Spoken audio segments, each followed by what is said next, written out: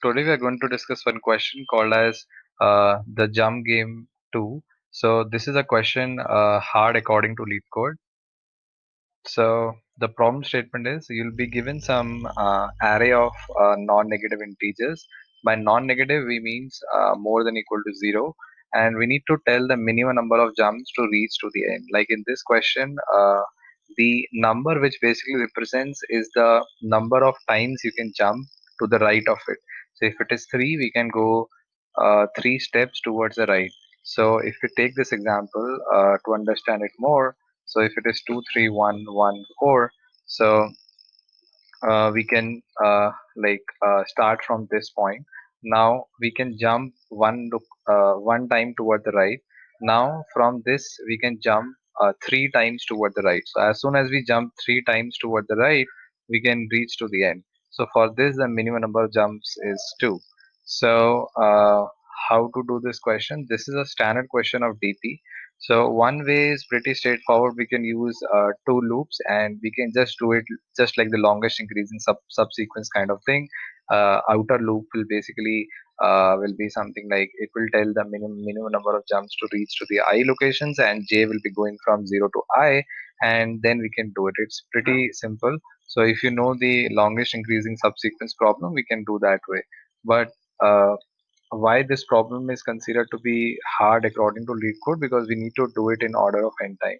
Order of n time solution is actually very intuitive. How to think about it is, let's first see the algorithm. So algorithm is will be something like this. So initially what we do is we will say that the steps which is going to be required minimum would be 0. Now because if there is no element, if you are standing at this and there is no other element like this, if there is no element, in that case the steps required would be 0. uh, Otherwise, what we do is at every index, we try to find the maximum reach which we can go. So, like if you see, I also put the indices here for the understanding. So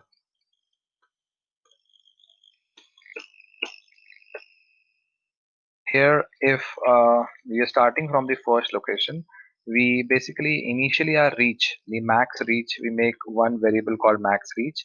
That max reach will be 0 initially, because maximum reach for the starting point would be 0, and the minimum number of the step would also be 0.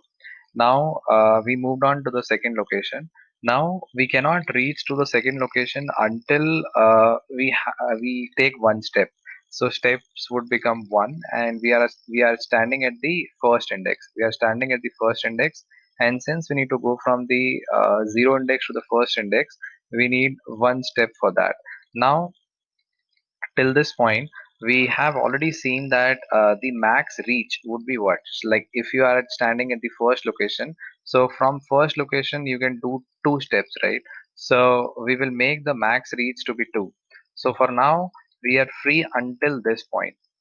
So until this point, until the index 2, we don't need any steps because our max reach is 2.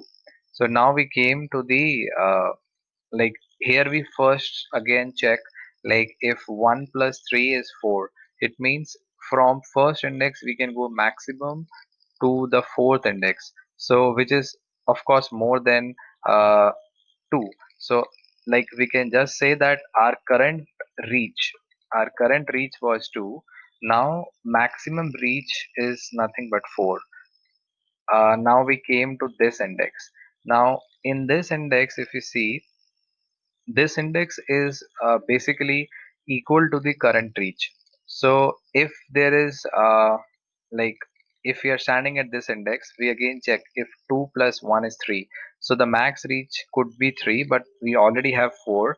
So we will have the maximum reach of 4. So now if we take one more step, why we have to take one more step? Because our max reach was 2, so now we have to go towards the right. So we take one more step, and our current reach means maximum we can go is nothing but 4. So we go one last time to the second last index, which is the third index. The third index would make my maximum reach again to the 4. So which is anyway we already have that maximum range, so we don't need to increment this thing. So, and we are done. So we just have to go till n minus 1 because anyway, after that we already have one steps covered. So we will just take two steps for this question, and that's what is the answer.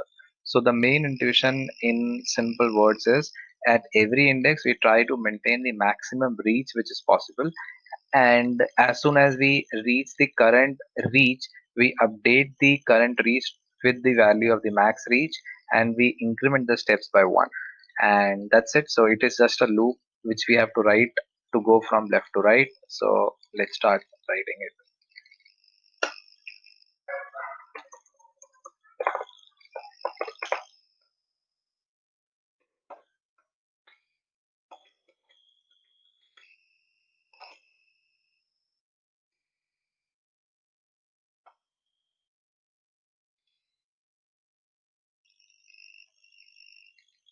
I'm just zooming a bit so that it's clear.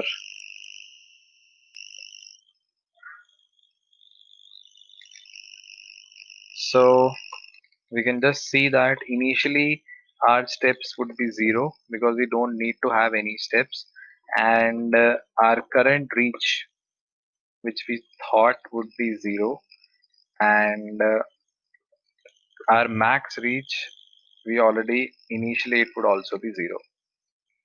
Okay, now we went from starting and we have to go till n minus 1th index. Now what we need to do? Now, first we need to update the max reach because at every time we have to find the maximum reach which we can form of.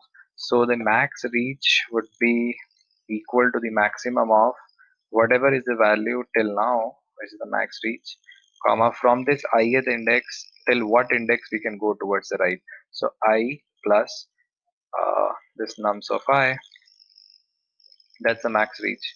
Now we will check if the index which we are at in, if that index is more than equal to the current reach, it means now I need to increment my steps plus plus, and I want to make my this current reach to the value of max reach, and we have to make this max reach to the value of 0 because we have already made this max reach to be equal to the current reach. So now we can easily make this max reach to be 0. Now we can return this value of steps and see how many errors we are getting.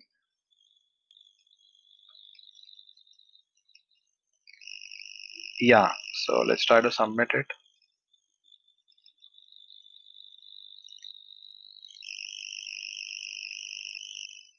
Yeah, it's getting accepted.